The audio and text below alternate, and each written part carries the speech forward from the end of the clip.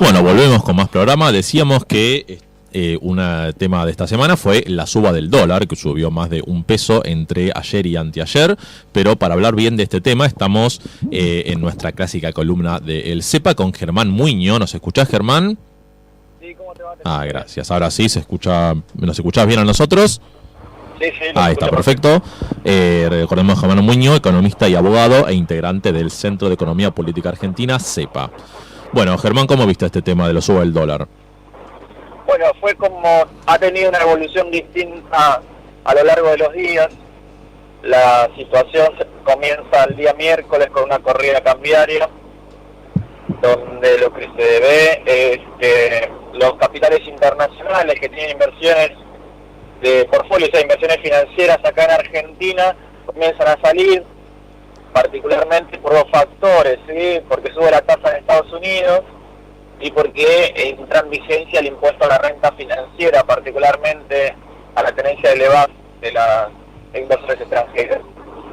Ahora, ese es el disparador. El problema que tenemos de fondo es que en el marco de una restricción externa, lo que tenemos es un mercado de cambios totalmente desregulado, ¿sí? Recordemos que a partir de diciembre de 2015 se desreguló por completo el mercado de cambios, y eso entonces es quizá el problema de fondo, ¿sí? O sea, si vos no tenés ningún control ni al ingreso ni al egreso de los capitales, en cualquier situación donde le sea más conveniente salir de tu economía, esos capitales van a salir fácil y rápidamente.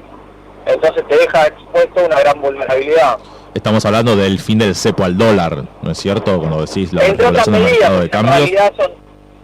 en realidad son toda una serie de medidas, ¿sí? No es solo el tema del denominado cepo, esto de que haya un límite al atesoramiento, sino que a lo largo de los años del control de cambios, el control de cambios renace en Argentina, porque ha tenido distintos ciclos, en noviembre de 2001, ¿sí? O sea, no es lo que se conocía como el denominado cepo, son toda una batería de medidas que se terminaron de desarticular todas a fin del año pasado. O sea, estamos hablando en el año 2017. Y eso lo que implicó, por ejemplo, es que los exportadores no estén obligados a liquidar los dólares de las exportaciones en Argentina. Cuando una cerealera exporta soja, no está obligado a traer los dólares al país, los puede dejar fuera del país. Entonces ahí vos lo que estás haciendo es reducir la oferta de dólares. Y en un país como Argentina, donde lo que faltan justamente son dólares, eso trae problemas. Entonces, cuando esto sucede, ¿cuál es el mecanismo concreto del parte del Banco Central? ¿Qué es lo que sale a hacer el Banco Central para evitar una mayor escalada del dólar? ¿Vos estás hablando de lo que hizo este Banco Central o lo que podría hacer el Banco Central? Las dos cosas. Bueno, lo que pasó fue llamativo, ¿no? Este Banco Central el día miércoles sale a vender dólares, ¿no? Lo que podríamos decir un programa de precios cuidados de dólares para la banca internacional. Esos bancos internacionales que estaban saliendo, como el JP Morgan, tuvieron la posibilidad de comprarle al Banco Central dólares baratos, ¿sí? Para explicar una cuestión del mercado de cambios, que quizás es poco técnico cómo funciona el mercado de cambios, pero para que se entienda, el Banco Central no suele intervenir en el mercado de cambios. Las compras y ventas se dan entre el resto de los actores del mercado de cambios. Cuando aparece el Banco Central es justamente porque no hay otro actor que quiera vender a ese precio. Y justamente el Banco Central el día miércoles sale a venderle a los principales bancos internacionales a un precio que al otro día ya el propio Banco Central no lo convalidó. O sea, al día siguiente convalida una devaluación el Banco Central, garantizándole entonces una ganancia a los que le ha vendido dólares baratos el día anterior. Eso no es muy consistente. O sea, lo consistente hubiera sido que el Banco Central se plante en un precio, porque espaldas suficientes tiene, porque reservas hay de sobra. Entonces, cuando vos querés garantizar un precio, te plantás ahí, porque nadie, más allá de la corrida que te hagan, nadie tiene la espalda que tiene el Banco Central en el mercado de cambio. O sea que en este caso el Banco Central quisiera salir a marcar la cancha, pero no puede hacerlo, digamos.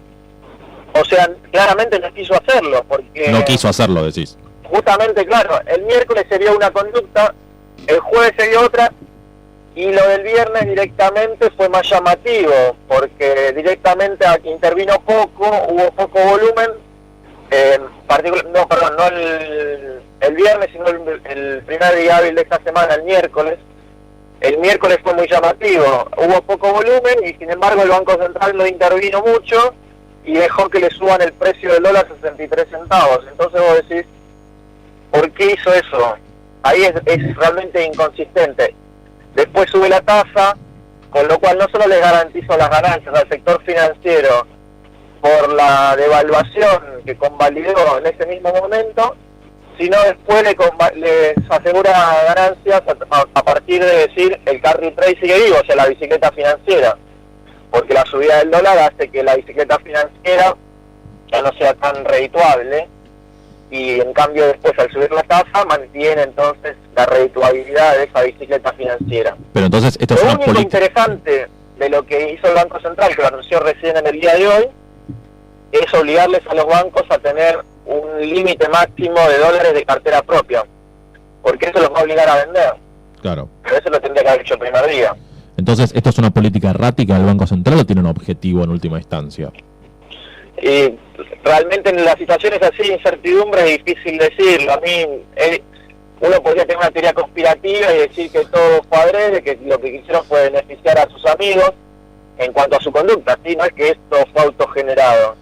Hubo un contexto internacional desfavorable y el hecho de que vos no tengas ningún control de cambios, obviamente vas a sufrir las consecuencias de eso. Si vos tuvieras herramientas de control de cambios, ahí eso es distinto.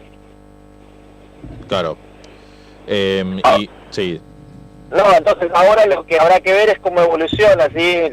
Más allá del precio con el que había cerrado el dólar ayer, arriba de 23 pesos, no era un precio, digamos, muy de referencia porque fue muy sobre el cierre del mercado y muy pocas operaciones. El precio que se está convalidando ahora de 22,20 de todos modos sigue siendo elevado, teniendo en cuenta el precio al que estaba hace una semana nada más. Entonces esto hay que entenderlo como una corrida a cambiar, una fuga de divisas en un momento de muy corto. Obvio, sí, esto fue una corrida cambiaria con todas las letras. Ahora el tema es qué van a hacer esos capitales extranjeros, si se van a quedar con esta nueva tasa del orden del 40% o de todos modos van a elegir irse. Porque la libertad para salir la tienen.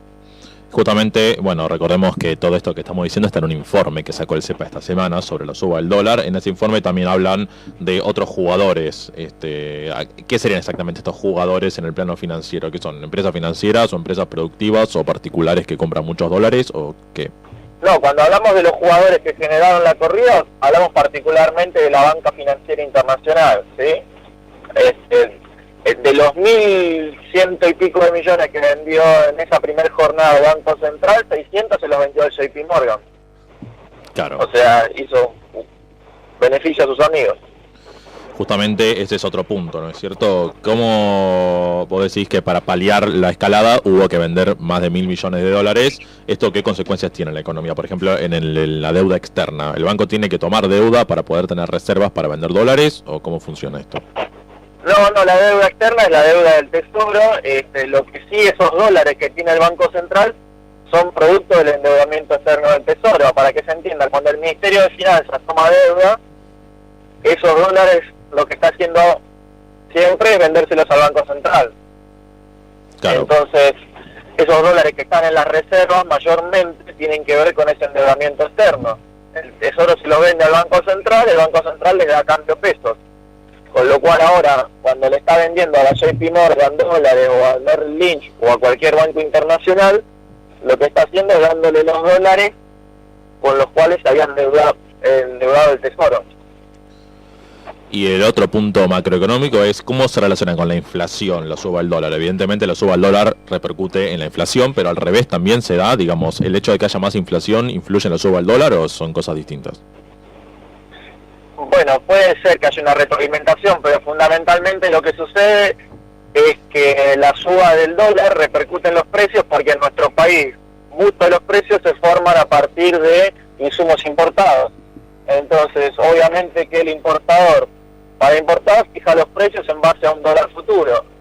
Si el dólar futuro está en niveles más elevados, los precios se forman en niveles más elevados y por lo tanto obviamente que esta devaluación va a repercutir en el nivel de precios.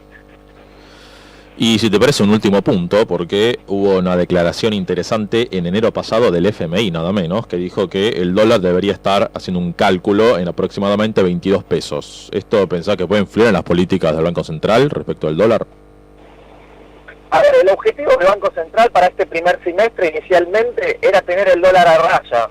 ¿Por qué? Porque el tema era las paritarias, porque más allá que nos dicen que la inflación es un fenómeno monetario, su mayor preocupación tiene que ver hoy por hoy con las paritarias para control. Ellos entienden que controlando las paritarias eso ayuda a generar una desinflación, porque pareciera ser que entonces una de las causas de la inflación es la puja distributiva, ¿sí? No lo querían reconocer, lo reconocen ahora indirectamente. Entonces, para tener a raya esas paritarias en el orden del 15% como quieren, necesitaban tener un dólar controlado, porque un dólar descontrolado lo que hace es aumentar los precios. Si aumentan los precios, queda en evidencia que la meta de inflación del 15% es totalmente incumplible. Hoy por hoy ya se sabe que es incumplible, pero en la conferencia de prensa de hoy del ministro Dujonde fue gracioso porque cuando le preguntaron si iban a revisar la meta, dijo no, la meta no se revisa porque si bien no es un pronóstico, no sirve para celebrar paritarias en orden de ese número. O sea, fue una confesión de parte. Lo que nos está diciendo es, sabemos que no se va a cumplir la meta, sabemos que la inflación va a ser mayor, pero nosotros queremos mantener el número para que las paritarias las firmen en el orden del 15%, es decir, lo que está diciendo el ministro es que lo que quieren es que el salario pierda poder adquisitivo. Lo dijo explícitamente, que el salario va a perder poder adquisitivo este año.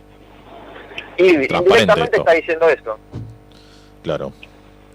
Bueno, Germán, ¿algo más que quieras agregar de tu parte?